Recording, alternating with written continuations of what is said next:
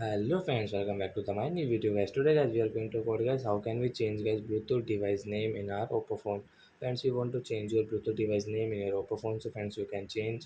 And guys, now let's see how to change Bluetooth device name in Oppo phone.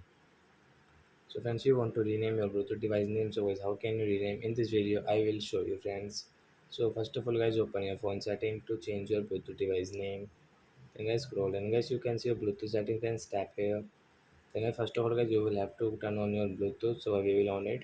And as you can see device name it, so guys tap here and guys cut this device name and we change into guys Oppo phone and save option guys.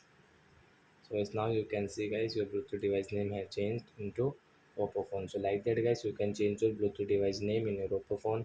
So that's it guys, thanks for watching the video guys. Now we will meet on next video friends with new topic. Before going guys, please go and like my video, subscribe my channel. Bye bye friends.